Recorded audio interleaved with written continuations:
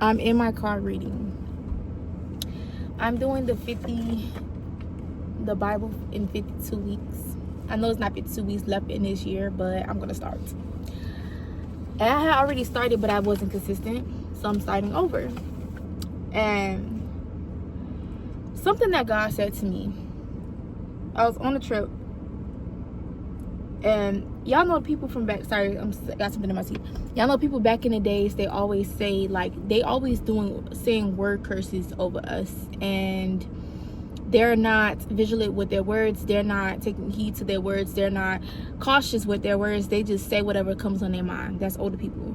But they don't know that those are the things that they say are word curses. So it was something that somebody had said or did to me that particular day over this Thanksgiving break. And I was like, I came in my room and I said,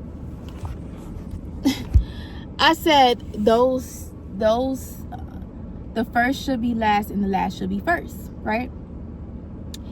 I don't know like what made me say that thing, but I had just watched a video on YouTube, and then she said that. I'm not gonna get too much into that, but she said that, and I was like, God, I'm right on time. Like, I'm right on time. And this is talking about Genesis, and this is talking about the story of Sarah and Abraham. And how Sarah and Abraham, like, you know, they were old and they felt like, you know, they were too old to be having kids.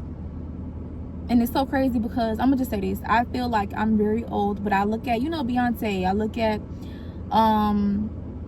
Rihanna, for example. Not Rihanna. Yeah. Rihanna, like, you know, she's very well established, wealthy. And she has, like, how many kids Rihanna got? 3 kids, and she's in her 30s. So I'm like, you know, and I keep telling God, and God keeps telling me, you know, you're not old. You're not old. You're not old. You're not old. Stop thinking that you're old, girl, because you're not old. So there was a time I was talking to my friend guy, and I was telling him about the story. I feel like, you know, Hagar, like, you know, not the whole in-depth to that story, in the sense of that story. I'm saying in the sense of, like, I feel like Sarah, like, you know, Hagar was running from something. If I'm not mistaken, if I'm telling the story wrong, correct me in the comments. But how I interpret this story, Hagar was running from, when I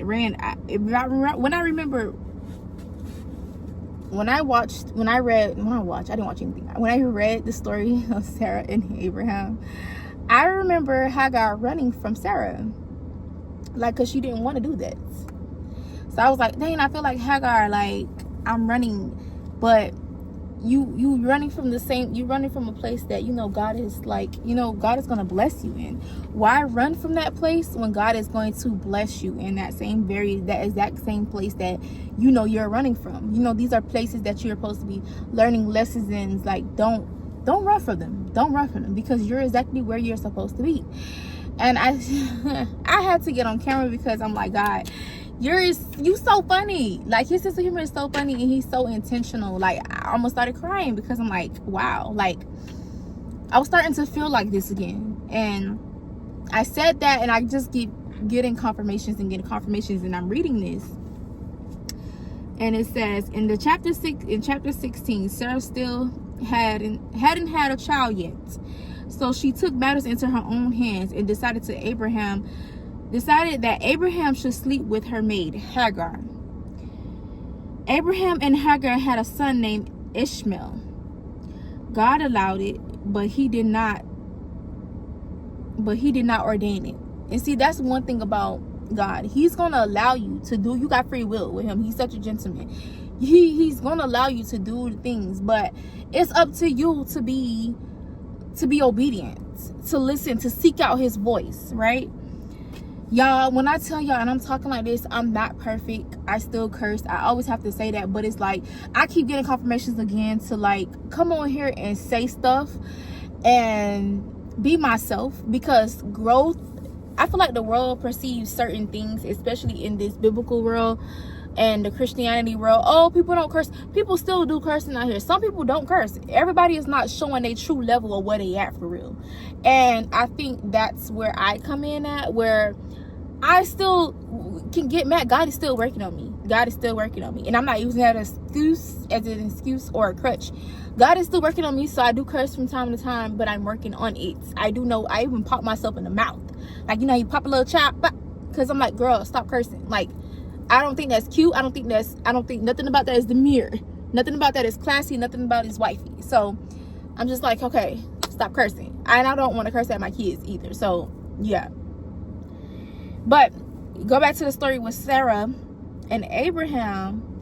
I was like, I kind of felt Sarah too. Like I feel like Hagar and Sarah. Like, I feel that I'm old. Why am I doing this? Sometimes I want to give up, and God just keeps showing me.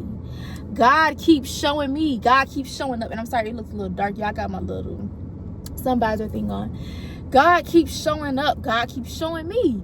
Girl, you're not old. You're exactly where you're supposed to be. Like, come on, girl. Come on. But one thing about it, God will allow you to do. You got free will. And it's up to you. It's up to you. He done told you.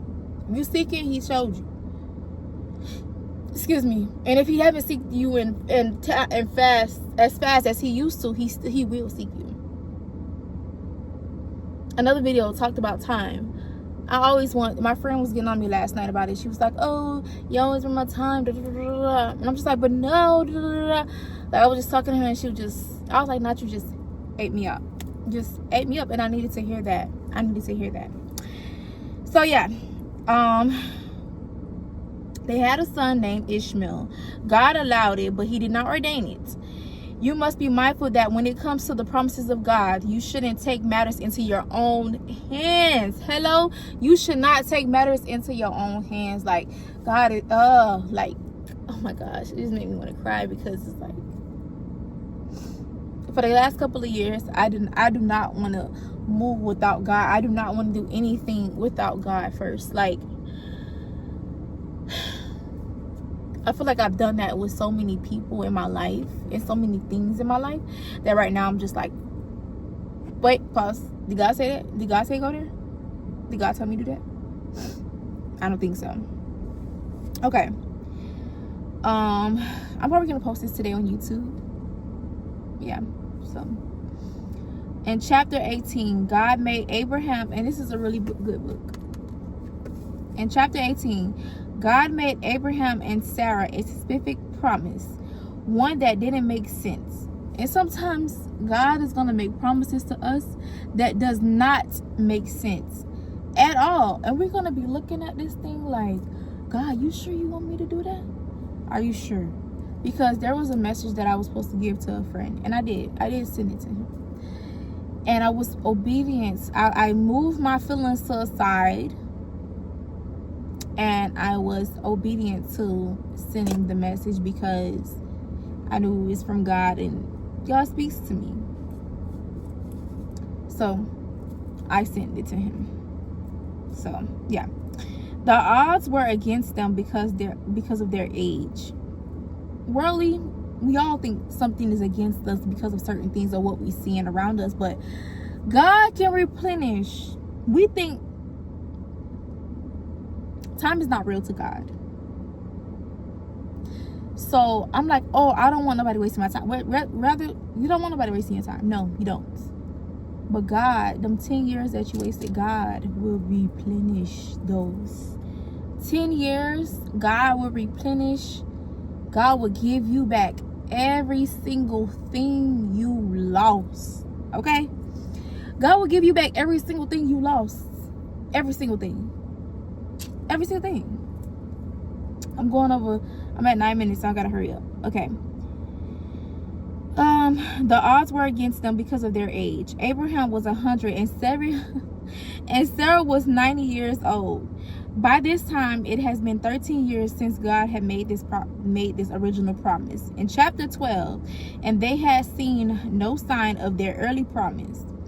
What do you do when you waited so long and somebody is telling you that the impossible is still possible? What do you do? What do you do when the promises just doesn't make sense? You got to decide in your heart not to give it into no doubt, which is so crazy. It's funny that I'm decided to read this over, and this is when my friend ate me up last night. God revealed something to me, and I'm just like, I'm seeing it worldly, and I'm just like, I'm not feeling it. I'm not feeling it. I'm not feeling it. I'm just not feeling it. So it's like, no. And she's like, no, but you have to remember, that's a slap in the face to God. You're telling him, oh, you don't believe me? Remember all the other things that he has done for you. You don't believe me? Come on now. I'm like, yeah, you're right. That is a slap in the face to God. And God, I'm sorry. Like, and God is, understanding, and he doesn't hold and keep records of wrong. And when you saying you're repenting and you saying you're sorry, he understands your heart. He understands your heart. And I just want him to stop in my heart. I'm just saying that. You've gotten to decide. You've gotten to decide. Sorry if I say a little stuff certain way, because y'all, my country and the people, my folks is country. My accent, it's not English. Okay, you got to decide in your heart not to give into doubt. I know that is easier said than done. I've had to learn the hard way that doubting hinders the progress to your promise, paralyze you, and keep you stagnant, which is so freaking true. It's so true. It makes you want to control rather than to trust God with your life. However, when you replace doubt with faith, you give God something to work with. It's easier to be skeptical when the odds are against you, but I encourage you to trust God, to keep his word. When you replace doubt with faith, trust that God will do his part and release the blessings. You have to believe that there is absolutely nothing too hard for God to do. And I like that it has these, questionnaire things, little workout sheet things, which is really good. And it says points to ponder. 1. When were you faced with an impossibility? How did you handle it? After the lesson, how would you handle those impossibilities going forward? I can share this with y'all. I was talking about my car accident in 2016. I wasn't mobile. The lesson with me was to slow down. God wanted me to slow down. I was partying. I was only 22 at the time. I think I was turning 22 or turning 21. I was 21 turning 22, or I had just turned 22. Yeah, I think I had just turned 22. And I got into the car accident, and it just taught me a valuable lesson about just slowing down and listening to God's word. I was always going to church, mind y'all. I would go to the church. I was one that was always going to church every Sunday and partying Monday through Monday, every day. Even that morning, I was going to church. So nothing stopped that. But I'm talking about actually sitting down and having me time with God. I didn't do that. But I did pray a lot. I was praying a lot more when I was in that season, because I was outside a lot more too. So, hey. And I talked about it helped me learn that I was also a fighter. My car accident helped me learn that I was also a fighter.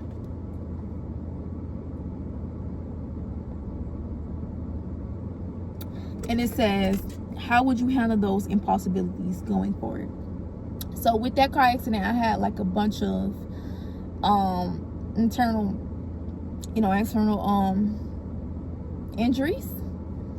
And moving forward, I trust that God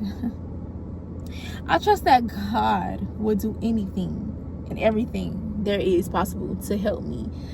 What the doctors say, I don't believe. They said that the longer I wait, the longer it's going to be more complicated. This needs to have kids and da-da-da. You got to be on birth control. I am no longer on birth control. I don't take that birth control. Birth control, personally, it wasn't good for my mind. It wasn't good for me. It was just not doing this thing. Like, absolutely not. I never had one of the, luckily, I never had the problem where my period was coming on irregularly. So I never had that problem. The problem is, you know, other stuff. But other than that, my girl good. And that's that. My girl is good. And she's healthy. Yeah. Okay. What has this lesson taught you about your faith? This lesson, what I wrote is that God can do exceedingly abundantly of all things. And that is so true. Like, they told me I might have had, you know, back surgery. And I was like, no, I'm not. I rebuked that in the name of Jesus. I rebuked that in the name of Jesus. So the lesson was, God can do anything. Y'all, I got in a car accident. I could not walk. There was an angel. A man picked me up. I was rolling in the middle of the streets. The man picked me up, and all I can hear in my right ear is, I got you, baby girl. I got you. He said, I got you. I don't know what the man looked like to this day. I don't know what the man named to this day. All I heard was the man said, I got you, baby girl. I got you. I was in the middle of the street rolling because I refused. I refused to die like that. I was not going down like that. Absolutely not. No, ma'am. No, ma'am. Question 3. God can do anything. God can do anything.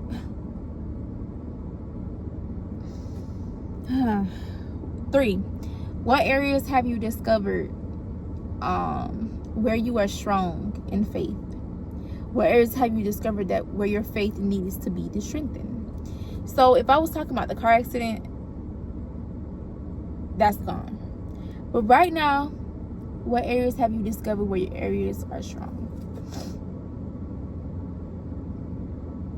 I don't know, it's like sound contradicting. I'm answering myself in my head, but what areas have you discovered where your faith needs to be strengthened? I would say my heart. My faith needs to be strengthened in my heart. Because I have a good heart, but I feel like I gave so much to people, and I forgave people on so many type of levels, and like with so many things that I feel like people think is like, oh, we don't talk for months, that we okay. No, we're not okay. We're okay. You just won't be in my space ever again. Like, we're okay on that terms. And that goes for whoever, family, friends, whoever, partners. I don't want to talk to you. I don't want to talk to you. Like, I forgave you, but I don't want to talk to you. There's nothing for us. There's no need to be checking in on me. Like, you're not blocked, nothing. On no social platform, when I post, you see me. Period. I don't need no DMs. Like, I don't need that. Like, I don't need no distractions in my life. If you're not coming over here to be genuine and not waste time, don't need you. So, yeah. And I would say spiritually maturity will need to be strengthening. Yes. Spiritually maturity. Number 4, it says, after this lesson, what are some impossibilities that you will commit to your prayer?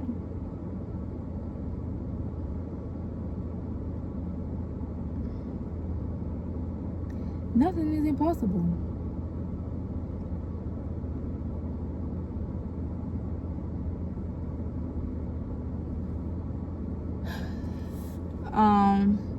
Actions for the week. Decide in your heart to think and speak positively. Speak positively. Replacing negative words. I needed this. Okay.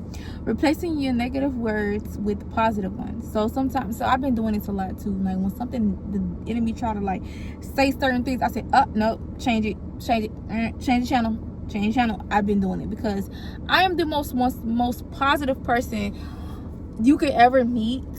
I'm a mom. Like, I'm a mom of the group. Like, I'm gonna have fun. I'm gonna do whatever. I'm your best friend, your sidekick, whatever you want me to be. I'm going to make the situation, and I'm honest. I'm honest. I'm not gonna lie to you. I'm honest. But the enemy just love to attack certain places, and we ain't having that over here. Yeah. So make a commitment to yourself and to intentionally respond to your Respond to your doubts with declaration of faith. I just said that. Okay, at the end of the week, know how speaking positivity into your life has begun to have a good impact on your outlook and an ability to trust God.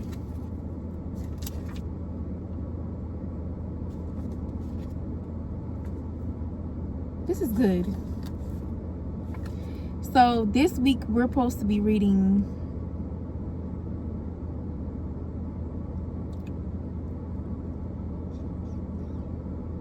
one through 4. That's what I'm gonna do. If you have this book and if you want to join me, you can. I'm probably gonna post a little clip.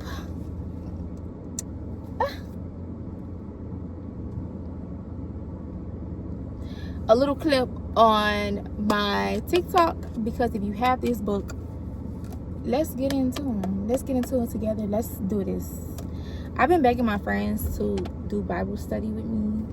I want to wake up early in the morning, and they're like, no. I'm like, yes, we need this. That's what Proverbs 31 wives do. They wake up early in the morning and they pray.